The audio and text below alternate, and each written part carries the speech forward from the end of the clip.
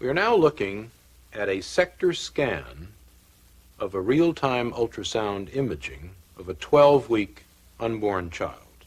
The child is orientated in this direction.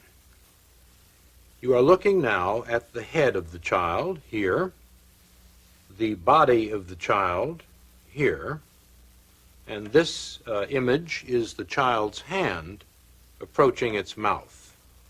Looking a little more closely at the child, we can discern the eye, or the orbit of the eye, here, the nose of the child here, the mouth of the child here, and we can even look at the ventricle of the brain here. This is a fluid-filled space in the brain. We see the body of the child here with the ribs in silhouette and the spine of the child at the back. This rather granular area of tissue at the top of the sector appears to be the placenta, or afterbirth, of the child.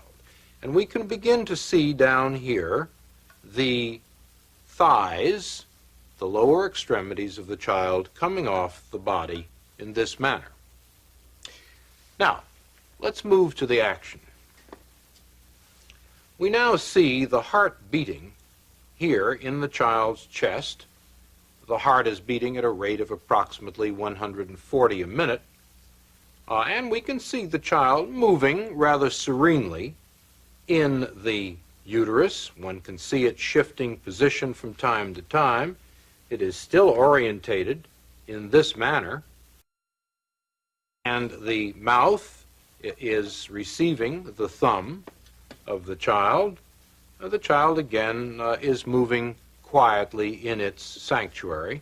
Now, this shadow which we are seeing down at the bottom of the screen is the suction tip. We have colored the suction tip deliberately in order for you to discern it more clearly.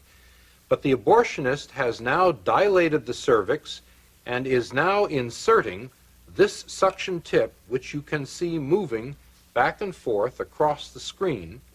You will note that as the suction tip, which is now over here, moves toward the child will rear away from it and undergo much more violent, much more agitated movements. The child is now moving in a much more purposeful manner.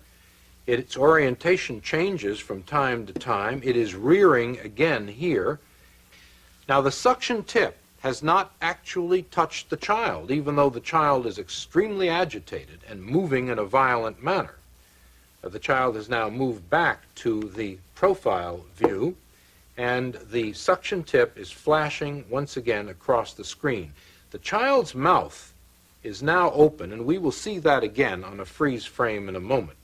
But this suction tip, which you can see moving violently back and forth on the bottom of the screen, is the lethal instrument which will ultimately tear apart and destroy the child. It is only after the fluid has been broken, the sac has been disrupted, that the tip will actually come against the child. But we can see the tip moving back and forth as the abortionist seeks the child's body. Once again, we see the child's mouth wide open in a silent scream in this particular freeze frame. This is the silent scream of a child threatened imminently with extinction. Now, the heart rate has speeded up dramatically, and the child's movements are violent at this point. It does sense aggression in its sanctuary. It is moving away. One can see it moving to the left side of the uterus in an attempt, a pathetic attempt, to escape the inexorable instruments which the abortionist is using to extinguish its life. Now, the heart has again perceptibly speeded up. We can time this at approximately 200 beats per minute. And there is no question this child senses the most mortal danger imaginable. The membrane has now been punctured and the fluid has escaped. One no longer sees that large reservoir of fluid surrounding the child. But once the fluid has been drained off, the suction tip has now been firmly clamped to the child's body, and the child is being pulled in a downward direction by the abortionist's suction tip with the negative pressure applied to it, and the body is now being torn systematically from the head of the child being in this direction here. I am now outlining the child's head.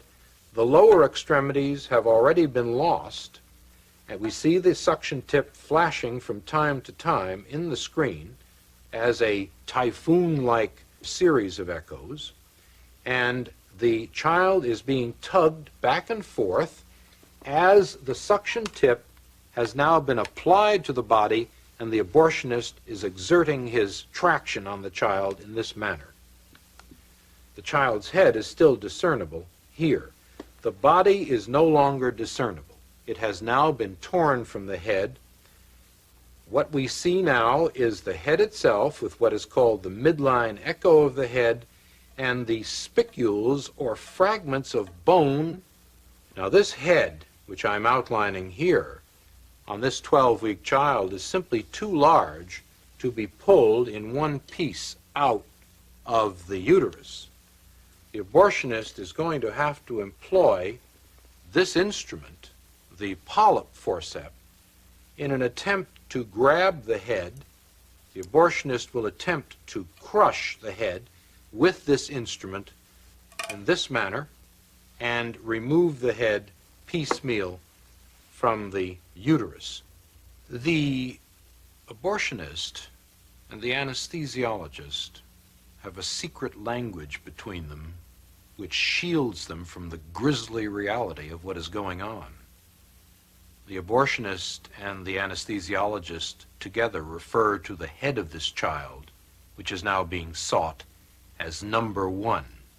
And the anesthesiologist will inquire of the abortionist, "Is number one out yet? Are we finished?" We now see intermittently the shanks or blades of this instrument appearing in the image here. The head tends to float freely in the uterus. Here are the shanks or blades of the instrument coming across here. And the head is now being locked on by this polyp forceps, and the head is being pulled down toward the cervix.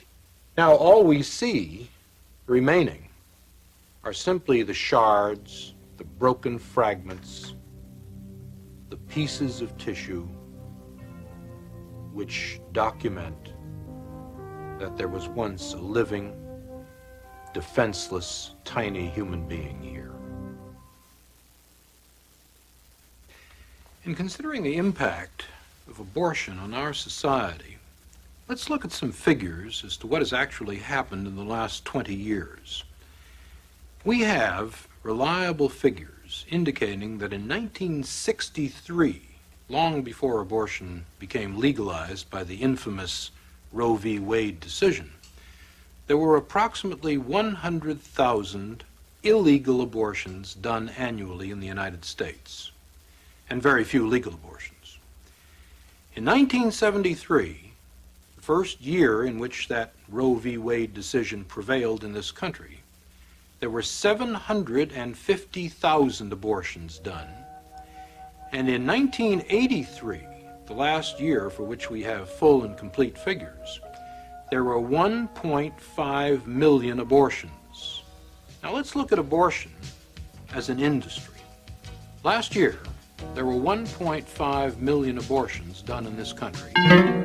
And the average cost of an abortion is about $300 to $400 per operation. This has created an industry in this country of about $500 to $600 million a year, which would qualify to be on the Fortune 500 list of largest industries in the world. 90% of these monies are going into the pockets of physicians, and the remainder into the pockets of the entrepreneurs who run the clinics. Now, we've had some recent investigations on the question of these clinics, Clinics are being franchised out like fast food services across the country. We know there are chains of them in California and through the Southwest and even in the Southeast of the United States.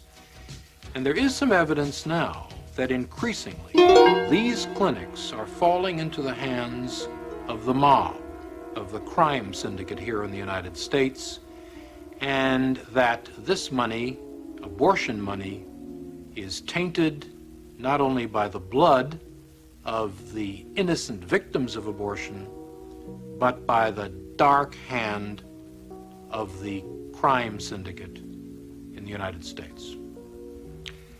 When discussing abortion, we must also understand that the unborn child is not the only victim. Women themselves are victims just as the unborn children are. Women have not been told of the true nature of the unborn child. They have not been shown the true facts of what an abortion really is. Women in increasing numbers, hundreds, thousands, even tens of thousands, have had their wombs perforated, infected, destroyed. Women have been sterilized and castrated, all as a result of an operation of which they have had no true knowledge. This film, and other films which may follow like it, must be made a part of the informed consent for any woman before she submits herself to a procedure of this sort. I accuse the National Abortion Rights Action League, I accuse Planned Parenthood and all its co-conspirators in the abortion industry of a consistent conspiracy of silence, of keeping women in the dark with respect to the true nature of abortion. And I challenge all those purveyors of abortion to show this real-time videotape or one similar to it to all women before they consent to abortion. You know, I think I know a little bit about abortion. I was one of the founders of NARAL in 1969. It's now known as the National Abortion Rights Action League. And for a period of 2 years, I was the director of the largest abortion clinic in the Western world. Since those times, we have a science which is known as fetology, which has allowed us to study the human fetus. And all of those studies have concluded, without exception, that the unborn child is a human being, indistinguishable from any of us, and an integral part of our human community. Now, the destruction of a living human being is no solution to what is basically a social problem. And I believe a resort to such violence is an admission of scientific, and even worse, ethical impoverishment. Somehow I refuse to believe that Americans, who have put men on the moon, can't devise a better solution than the resort to violence. I think we should all, here and now, devote ourselves to an untiring effort to devise a better solution, a solution compounded equally of love and compassion and a decent regard for the overriding priority of human life. Let's all, for humanity's sake, here and now, stop the killing.